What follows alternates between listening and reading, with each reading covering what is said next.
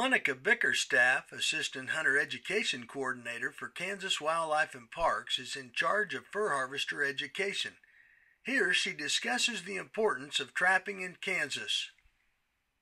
Trapping has been a big part of the history and the development of this country. People have trapped for reasons to get clothing or food. They trap just because their grandparents trapped and they've passed on the tradition, or their parents trapped.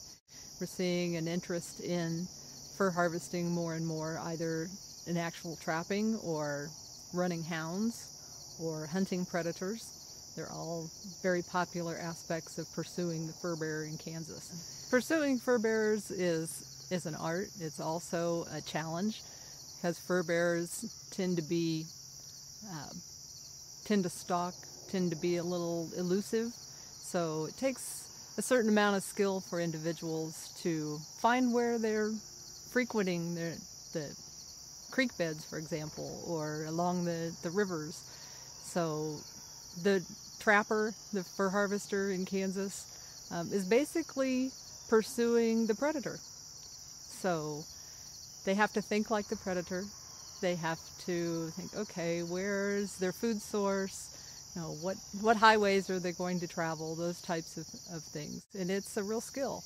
And it's a skill that's becoming a lost art, it seems. However, there's an increase in the number of individuals that are interested in taking up that skill again. Fur harvesting is not just about the price of the furs, selling the furs. It's about the pursuit of an elusive prey. Coyotes, very curious but very elusive. Bobcats are just like cats. They have their own mind. They have their own agenda. And individuals are becoming more and more intrigued in the pursuit of fur bearers, whether that be trapping, whether it be running with hounds, whether it be hunting coyotes or hunting bobcats. It's the skill involved. And individuals, as I said, are not so interested in just pursuing for the price of the furs. It's the skill. When you learn about trapping, you learn not only about the art and the skill involved, but it gives you an opportunity to learn about the Kansas outdoors. Kansas has a wide array of fur bearers and a wide array of environments in which those fur bearers live and thrive. Trapping in Kansas affords the trapper, the fur harvester, a great opportunity to learn about the Kansas outdoors. They might find themselves on a creek bank pursuing a mink. They might find themselves out on an open prairie calling in a coyote. They may also find themselves in a marsh where they may find a muskrat. They may find also a mink. So they get to see a wide array of the Kansas environment.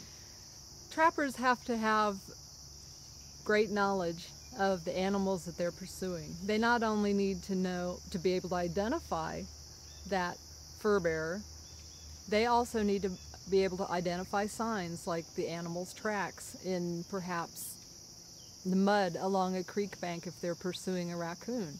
They need to have an idea of where do raccoons go to look for their food. There may be a crawdad hole that they're going to reach back into to get that next meal.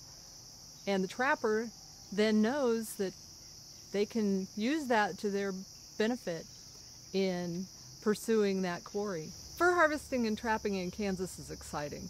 If you get the opportunity to go out with a fur harvester or a trapper, you're going to see Kansas outdoors in a whole new way. You're going to see habitat, you're going to see environment that most people don't see as they're buzzing along on the highways. You're going to be seeing creek banks. You're going to be seeing wide open spaces if you happen to be calling in a coyote. You're going to see marsh areas where you not only see fur bearers, but you're going to see other Kansas animals, migratory birds as they pass through en route. to their southern homes. If you get the opportunity to go out and spend time with a seasoned trapper or fur harvester in the Kansas wild, I encourage you to do so. It's an amazing experience. I'm Mike Blair for Kansas Wildlife and Parks.